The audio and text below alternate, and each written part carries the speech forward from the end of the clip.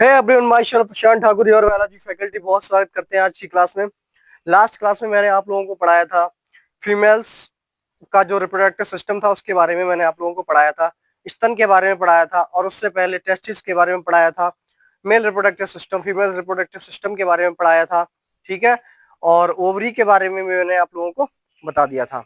आज क्लास को वहीं से कंटिन्यू करेंगे जहां से हमने लास्ट क्लास में छोड़ा था। और जैसा कि मैंने बताया था आप लोगों को क्लास डेली चलेगी, तो अब क्लासें डेली चल रही हैं।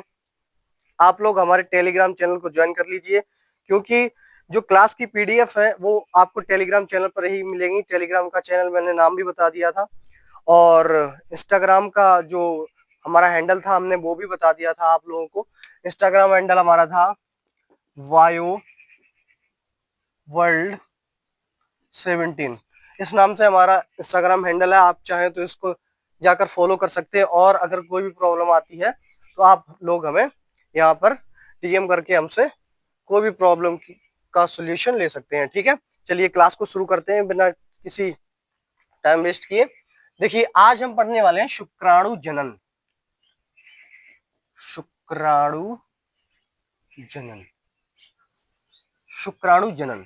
देखिए male reproductive system, male reproductive system और फीमेल रिप्रोडक्टिव सिस्टम।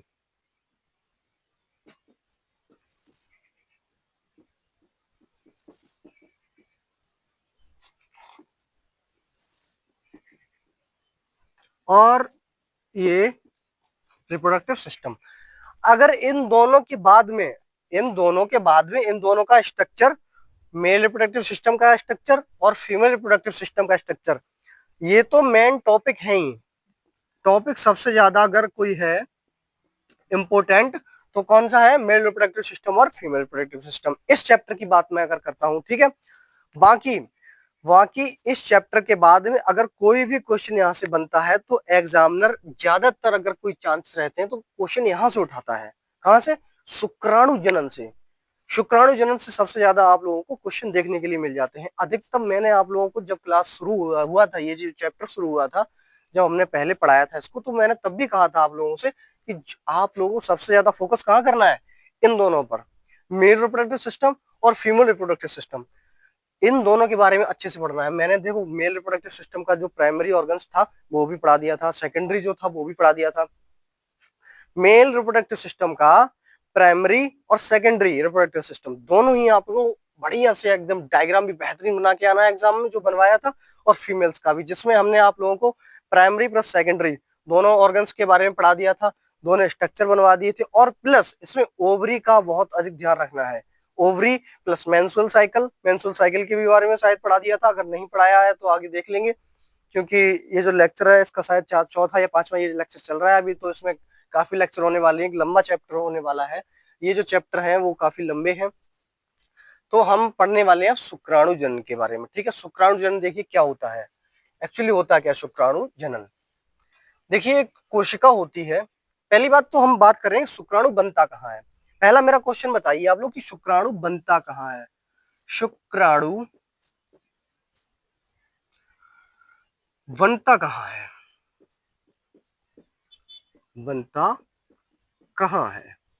बहुत बार बता चुका हूं मैं आप लोगों को ये बात कि शुक्राणु जो है बनता कहाँ है। शुक्राणु कहाँ बनता है? मैंने कई बार आप लोगों को बताया है इस चीज के बारे में। वृषण में कहाँ बनता है? वृषण में मीन्स टेस्टिस में ये बन जाता है, ठीक है। कहाँ बनता है? वृषण में। अब जो वृषण में शुक्राणु बनने की जो प्रक्रिया शुरू होती है उसी को हम क्या कहते हैं? शुक्राणु जनन। क्या कहते हैं? शुक्राणु जनन, स्पर्मोजेनेसिस इसको हम कहते हैं, ठीक है। तो देखिए कैसे कैसे बनता है। देखिए एक कोशिका मान लीजिए है, कोशिका है द्विगुणित, और इस कोशिका का क्या नाम है? शुक्राणुजन कोशिका। शुक्राणु जन कोशिका। कौन सी कोशिका है? शुक्राणु जनन कोशिका। हमेशा याद रखेंगे जब शुक्राणु बनने की जो प्रक्रिया शुरू होती है, जो भी प्रोसेस होता है वो कौन सा होता है? यानी कि द्विगुणित होती है। जो कोशिका होती है शुक्राणु जन कोशिका द्विगुणित होती है। अब शुक्राणु को बनने में, प्रॉपर शुक्राणु को बनने में कितना समय लगता है? 74 डेज। तो 74 डेज की जो भी प्रक्रिया है, 74 डेज की जो भी प्रक्रिया है वो आप लोग, अब देखो मैं पूरी प्रक्रिया 74 दिन की जो भी प्रक्रिया है वो मैं पूरी प्रक्रिया यहाँ पर बताऊंगा, और उसी प्रक्रिया को हम शुक्राणु जनन कहते हैं। ठीक है, ये बात आप लोग ध्यान रखेंगे। चलिए देखिए, शुक्राणु जनन, पहले कोशिका है हमारी कौन सी? शुक्राणु जन कोशिका। अब ये क्या करेगी? विभाजन करेगी। विभाजन मीन्स डिवीजन करेगी, और ये विभाजन कर लिया। एक कोशिका थी, कितनी कोशिकाएं बन गई? 2 कोशिकाएं। ये 2n का क्या मतलब है? 2n का मतलब होता है द्विगुणित। क्या मतलब होता है 2n का मतलब? इधर लिख देते हैं, 2n का मतलब होता है द्विगुणित। 2n का मतलब होता है द्विगुणित। ठीक है, ये आप लोग यहाँ पर अपने कॉपी में जब नोट्स बनाएंगे तो साइड में लिख लेंगे। 2n का मतलब होता है द्विगुणित। अब ये कोशिका, एक कोशिका थी, कौन सी हमारे पास कोशिका थी? वृषण में कौन सी कोशिका थी? शुक्राणु जन कोशिका। और जो वह कोशिका कैसी थी? द्विगुणित थी, द्विगुणित कोशिका। ठीक है, अब उसने क्या किया? डिवीजन कर लिया। डिवीजन मीन्स विभाजन कर लिया, अपनी संख्या को बढ़ाया है। कौन सा विभाजन किया है? समसूत्री विभाजन। देखिए यहाँ पर भी 2n था, ये जो 2 कोशिकाएं बनी है इनमें भी 2n 2n है। तो विभाजन पहले लिखेंगे, कौन सा विभाजन हुआ यहाँ पे? समसूत्री विभाजन। समसूत्री विभाजन, कौन सा विभाजन कर दिया? समसूत्री विभाजन हो गया यहाँ पे। ठीक है, देखिए जब सेक्सुअल इंटरकोर्सेस होता है, जब सेक्सुअल इंटरकोर्सेस होता है, जो प्रेगनेंसी की जो प्रक्रिया होती है, तो एक टाइम में 20 से 30 करोड़, 20 से 30 करोड़, कितने? 20 से 30 करोड़ शुक्राणु, 20 से 30 करोड़ शुक्राणु रिलीज होते हैं। कितने शुक्राणु? 20 से 30 करोड़ शुक्राणु रिलीज होते हैं, तब जाकर कहीं प्रेगनेंसी हो पाती है। अभी आगे टॉपिक आएगा, मैं आपको पढ़ाऊंगा इसके बारे में, 20 से 30 करोड़। इसीलिए देखिए 20 से 30 करोड़ शुक्राणु बनाने भी हैं। जब अब प्रेगनेंसी के लिए 20 से 30 करोड़ जब शुक्राणु जाएंगे तो कम से कम बनाना भी तो चाहिए। तब ये देखो, ये कोशिका क्या करेगी? फिर से विभाजन करेगी, अपनी संख्या को बढ़ाएगी। देखिए कैसे, ये 2n 2n है, इन्होंने फिर विभाजन कर लिया, फिर बनाया 2n 2n।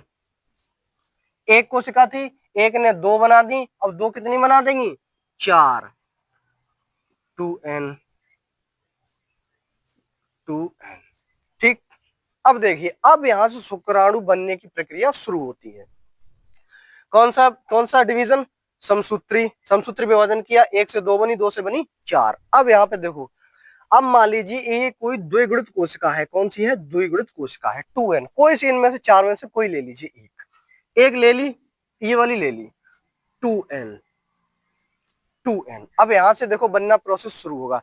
इसको हम कहते हैं प्राथमिक शुक्राणु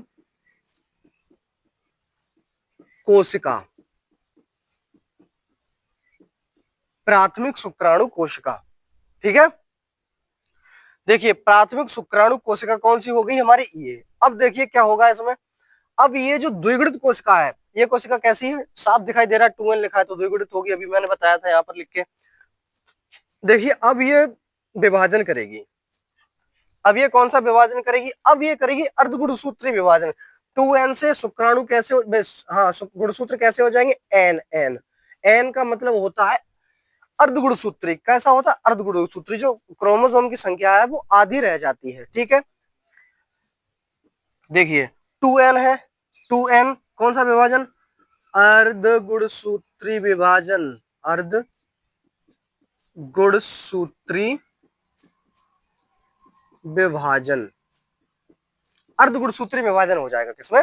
मियोसिस हो जाएगा। अर्धगुणसूत्री को क्या कहते हैं अंग्रेजी में? मियोसिस। यहाँ पे मियोसिस हो जाएगा। ठीक है, देखिए अब ये जो अर्धगुणसूत्री 2 कोशिकाएं दिखाई दे रही हैं एन एन वाली, अब ये फिर से एक बार विभाजन करेंगी। अब ये एन एन वाली है, एन एन वाली देखिए दिखाई नहीं देगा, नीचे यहाँ लिख देते हैं। चलो, एन एन वाली 2 कोशिकाएं, एक ये है और एक कौन सी है? ये। ठीक है, लिख दिया। अब देखिए यह वाली जो कोशिकाएं वो फिर से विभाजन करेंगी, तो एन एन ये वाली जब विभाजन करेगी तो ये भी अर्धगुणसूत्री बना देगी। अब ये जो अर्धगुणसूत्री विभाजन वाली दो जो सेल बनी है, जो कोशिकाएं बनी है, इनको हम कहते हैं शुक्राणु प्रशु। क्या कहते हैं? शुक्राणु प्रशु। ठीक है, शुक्राणु प्रशु कहते हैं। देखिए यहाँ पर जो जगह नहीं बची थी इसलिए मैंने ऊपर लिख दिया, यहाँ पर आप लोग एक ही पेज में लिखेंगे। ठीक है, क्या अर्धगुणसूत्री विभाजन की कितनी कोशिकाएं बन गई? 4। ठीक है, अब देखिए अब यह जब आगे जाकर जब मेच्योर होंगी, परिपक्व होंगी, तो यही क्या करेंगी? शुक्राणु का निर्माण कर देंगी। यही क्या करेंगी? शुक्राणु का निर्माण करेंगे। यानी हम अतः कह सकते हैं कि जो शुक्राणु प्रशु होता है, शुक्राणु प्रशु से ही क्या होता है? शुक्राणु प्रशु से ही शुक्राणु बनते हैं। समझ में आ गई इतनी बात? किससे शुक्राणु बनते हैं? शुक्राणु प्रशु से शुक्राणु बनते हैं। देखिए एक डायग्राम मैंने एक फ्लो चार्ट बनाने की कोशिश करी है और उसके ही जरिए आपको समझाने की भी कोशिश करी है। ठीक है, आप इस चार्ट को, फ्लो चार्ट को अपनी कॉपी के पेज में एकदम छाप के रखेंगे, एकदम जैसा मैंने बताया वैसा ही छाप के रखिए, पूरे नंबर मिलेंगे आपको बोर्ड एग्जाम में। ठीक है, कोई दिक्कत नहीं आने वाली है। तो आप लोग चाहे तो इसका स्क्रीनशॉट ले सकते हैं। मैं साइड हो जाता हूँ। ले लिया होगा आपने स्क्रीनशॉट। देखिए इधर अगली हेडिंग हम पढ़ेंगे शुक्राणुकरण। शुक्राणुकरण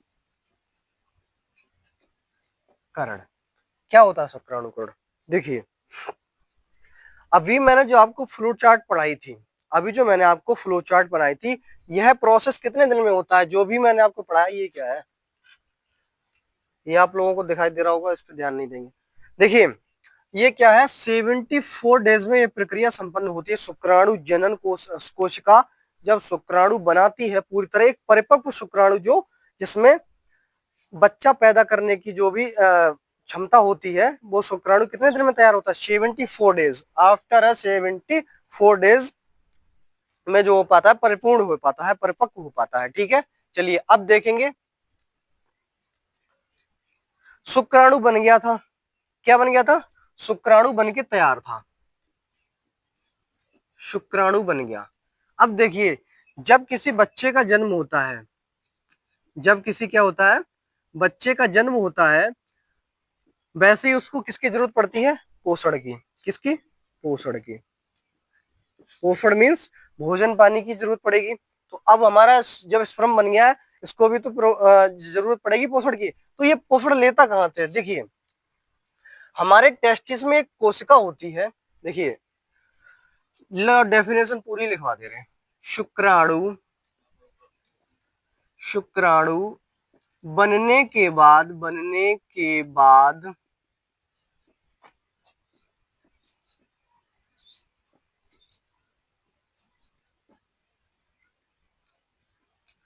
सर्टोली कोशिका में धस जाता है और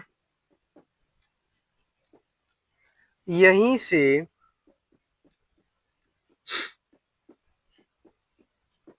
पोषण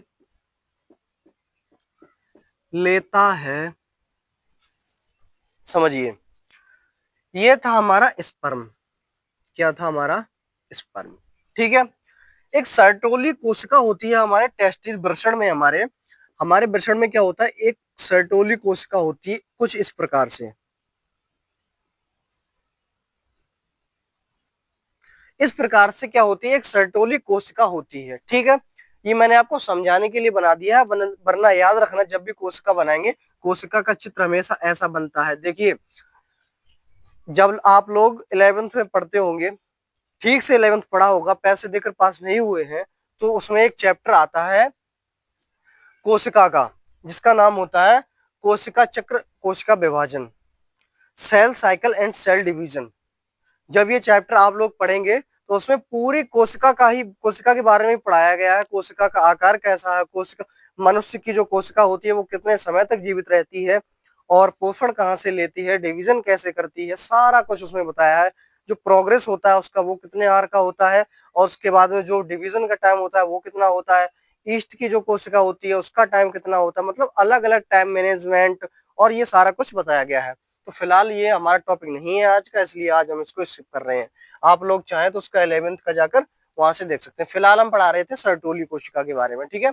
देखिए ये है, जब स्पर्म बन गया तो सीधा कहाँ गया, शर्टोली कोशिका में। शर्टोली कोशिका में अब जैसे कि मान लीजिए कोई एक डब्बा है, ठीक है, एक डब्बा है, यहाँ पे अगर हम कोई वजन रखेंगे तो इस डब्बे का आकार कुछ इस प्रकार नहीं हो जाएगा, इस प्रकार से दब जाएगा ना। तो वही मैंने लिखा है, स्पर्म धस जाता है, धस जाता है मीन्स ये ऐसा था, स्पर्म यहाँ पे आया, आ गया। अब जब इसमें अंदर जाएगा तो सर्टोली कोशिका का आकार कुछ इस प्रकार से हो जाएगा, ये इस प्रकार से, ठीक है। और स्पर्म कहाँ पहुंच गया, सर्टोली कोशिका के अंदर, ठीक है। अब यहां से क्या लिया उसने, पोषण ले लिया, पोषण ले लिया भैया, ठीक है। पोषण, खाना पीना तैयार है, मतलब रेडी एकदम भागने के लिए। अब क्या करेगा, देखिए अब यह शुक्राणु क्या करेगा, जब शुक्राणु वृषण में बनकर ये तैयार हो जाता है और उसको पोषण भी मिल जाता है, पोषण भी मिल गया, शुक्राणु वृषण में बनके तैयार भी हो गया, तो अब वो है कितना लंबा रास्ता तय करता है, तब जाकर कहाँ पहुंचता है, सेमिनल प्लाज्मे में। सेमिनल प्लाज्मा मतलब जो भी आगे जो ग्रंथियां होती हैं, जो पेनिस के जो जस्ट ऊपर मूत्राशय से बिल्कुल नीचे जो ग्रंथियां होती हैं, जैसे काउपर्स ग्रंथि हो गई और शुक्रवाहिका हो गई, और ऐसे ही और दो होती हैं, नाम उनका मुझे नहीं ध्यान आ रहा है ठीक से, तो आप लोग उसको एक बार देख लेंगे, मैंने पिछली क्लास में पढ़ा दिया है, ठीक है, देखेंगे। अब क्या होगा, शुक्राणु, शुक्राणु कहाँ पहुंच गए, काउपर्स ग्रंथि में, हाँ, पुरस्थ नाम होता है उसका, काउपर्स ग्रंथि, काउपर्स ग्रंथि, काउपर्स ग्रंथि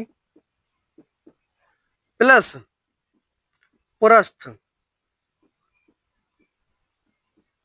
ग्रंथि प्लस शुक्रवाहिका, शुक्रवाहक होता है, शुक्रवाहक। ये देखिए, आप लोग इतनी देर से ये सोच रहे होंगे कि जो एक बच्चे को जन्म देने की प्रक्रिया है वो कहाँ से, स्पर्म, स्पर्म नहीं, वीर्य, क्या होता है, वीर्य, वीर्य से बच्चा पैदा होता है, ठीक है। जो शिशु का जन्म होता है वो कहाँ से होता है, वीर्य से। लेकिन मैं उतनी देर से आपको स्पर्म पढ़ाया जा रहा हूँ, गलत मत समझना। देखिए वीर्य में ही स्पर्म होते हैं, लेकिन हाउ टू मेक सीमन, वीर्य बनता कैसे है, देखिए।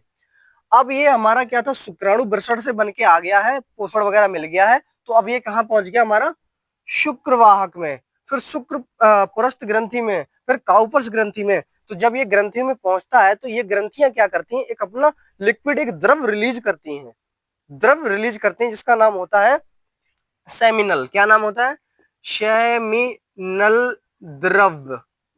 क्या नाम होता है, सेमिनल द्रव्य। सेमिनल द्रव्य प्लस शुक्राणु, प्लस शुक्राणु, seminal, seminal plasma, seminal plasma, इसको इंग्लिश में आप प्लाज्मा भी लिख सकते हैं, सेमिनल प्लाज्मा हिंदी में कहते हैं सेमिनल द्रव्य, ठीक है। देखिए, और अगर इसको चाहें तो आप ऐसे भी लिख सकते हैं, सेमिनल द्रव्य, और अगर जिसका जैसे कि मान लीजिए शुक्रवाहक का द्रव्य है तो शुक्रवाहक द्रव्य लिख सकते हैं। तो डायरेक्ट अलग अलग ना याद करके आप लोग सिर्फ इतना याद रखेंगे, सेमिनल द्रव्य, ठीक है। सेमिनल द्रव्य प्लस शुक्राणु, सेमिनल द्रव्य और शुक्राणु मिलकर ही क्या बनाते हैं, वीर्य। मतलब शीमन का जो निर्माण होता है वो सेमिनल प्लाज्मा प्लस शुक्राणु को मिलकर ही होता है। ये बात समझ में आ गई आप लोगों को, ये बात समझ में आ गई आप लोगों को। देखिए एक बार फिर से समझा दे रहे हैं, शुक्राणु बना कहाँ, वृषण में। एक मिनट रुकिए, समझा दे आपको ठीक से। देखिए शुक्राणु बना कहाँ, वृषण में बनता है, ठीक है। बनने की जो प्रक्रिया थी, शुक्राणु जन मैंने आप लोगों को बताई कैसे, शुक्राणु जन कोशिका विभाजन करती है, समसूत्री विभाजन करती है, फिर अर्धगुणसूत्री विभाजन करती है, फिर जो प्राथमिक शुक्राणु जन कोशिका बनती है, ठीक है। ऐसे करके मैंने पूरा फ्लो चार्ट आपको तैयार करा दिया। मान लीजिए 74 दिन में यह प्रक्रिया संपूर्ण हो जाती है और एक अच्छा परिपक्व गतिशील शुक्राणु बन जाता है 74 दिन में, ठीक है साहब, बन गया। उसके बाद क्या होगा, अब जब कोई चीज बन गई है उसकी पोषण की व्यवस्था करनी पड़ेगी, ठीक है। पोषण की व्यवस्था करनी पड़ेगी। ठीक है साहब, पोषण की व्यवस्था कहाँ मिलेगी? सर्टोली कोशिका में जब शुक्राणु जाएगा तो वहां पे पोषण की व्यवस्था है पूरी। वहां से पोषण लिया, वृषण से बाहर निकला, वृषण से बाहर जब निकलेगा तो कहाँ पहुंचेगा? ये मैंने ग्रंथियां बताई हैं, काउपर्स ग्रंथि, पृष्ठ ग्रंथि और शुक्रवाहक। देखिए यहाँ पे पहुंच गया, यहाँ पे कहाँ से मिला? Seminal plasma. सेमिनल प्लाज्मा से मिलकर शुक्राणु जब सेमिनल प्लाज्मा से मिलेगा तो वीर्य का निर्माण हो जाएगा। ठीक है, जब वीर्य का निर्माण हो जाएगा तो जो जो सेमिनल जो द्रव्य है इसमें एक चीज पाई जाती है सुक्रोज, जिसे सुक्रोज कहते हैं। ठीक है, सुक्रोज से फिर यहाँ पर पोषण किससे लिया था? सर्टोली कोशिका से। अब जब वहां से निकल के आ गया तो आगे जब जाओगे तो कहीं तो पोषण की व्यवस्था होनी चाहिए। जैसे आप लोग घर से जाते हो कहीं तो घर से खाना खा के जाते हो, रास्ते में खाने की जरूरत पड़ती है, कहाँ खाते हो? होटल वगैरह रेस्टोरेंट में खाते हो। तो वैसे ही देखिए जब वहां से निकल के आया वृषण से तो अब कहाँ आ गया? इन ग्रंथियों में। तो इन ग्रंथियों में पोषण किससे लेता है? यहाँ सुक्रोज से। कहाँ से पोषण मिलता है इनको? शुक्रोज से यहाँ पर पोषण मिल जाता है। ठीक है, तो इतनी चीजें अगर आपको समझ में आ गई तो इसका स्क्रीनशॉट ले लीजिए। वहां की ये तो मैंने फ्लो चार्ट के जरिए आप लोगों को समझाया। डेफिनेशन वगैरह जो आप लोगों को चाहिए वो हमारे टेलीग्राम चैनल पे मिल जाएगी, और उसकी चैनल की जो डिस्क्रिप्शन बॉक्स में हम आपको लिंक भी डलवा देंगे। ठीक है, तो आप लोग वहां से भी जाके हमारे टेलीग्राम चैनल को ज्वाइन कर सकते हैं। बाकी अगर नहीं मिल रहा है चैनल तो मैंने बायो का जो इंस्टाग्राम हैंडल है वो आपको बता ही दिया है, आप लोग वहां से जाकर हमें फॉलो कर सकते हैं। ठीक है, तो इसका स्क्रीनशॉट लीजिए।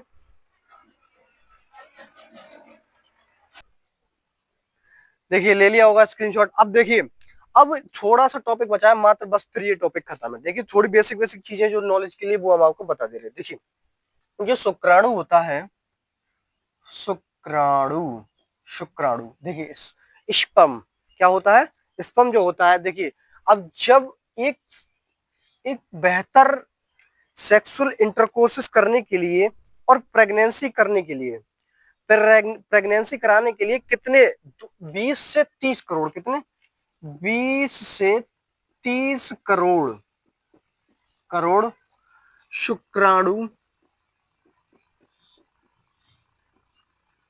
होने चाहिए। कितने होने चाहिए? 20 से 30 करोड़ शुक्राणु होने चाहिए। समझ लीजिए इतनी जनसंख्या होती है, संख्या लगती है एक प्रेगनेंसी के लिए। ठीक है, और एक शुक्राणु बन के कितने दिन में तैयार होता है? बता ही दिया, 74 डेज। ठीक है, अब देखिए दूसरी बात, कम से कम 60%, 60% शुक्राणु, शुक्राणु जीवित होने चाहिए, जीवित होने चाहिए। कितने परसेंट? 60%। अब देखिए बचे 40% शुक्राणु जो है, 40% शुक्राणु, शुक्राणु गतिशील तथा परिपक्व होने चाहिए, परिपक्व होने चाहिए। क्या होने चाहिए? 60% तो एकदम पूरी तरीके से स्वस्थ होने चाहिए, और बचे 40% वे कैसे होने चाहिए? पूरी तरीके से गतिशील होने चाहिए। ठीक है, अब जो आज का टॉपिक बचा था वो मैंने पूरा कवर करा दिया। शुक्राणु जनन कोशिका के बारे में, जो स्पर्मोजेनेसिस था उसके बारे में पूरी बात करा दी। ठीक है, पूरा सब कुछ करा दिया। Male reproductive system, female testis और हमारा ओवरी, गर्भाशय, इन सब के बारे में करा दिया है। ठीक है, तो अब हमारा कल से एक नया टॉपिक शुरू होगा, और आज के लिए बस इतना ही। और अब ऑफलाइन क्लास चलने वाली है, इस वजह से अब इस क्लास को यहीं पर ओवर कर रहे हैं, और मिलेंगे कल बेहतरीन लेक्चर के साथ में। तब तक अपना ख्याल रखिए, और टेलीग्राम चैनल से जुड़ने के लिए जो डिस्क्रिप्शन बॉक्स में जो लिंक दी है उसको आप फॉलो करके वहां से हमसे जुड़ सकते हैं। ठीक है, धन्यवाद।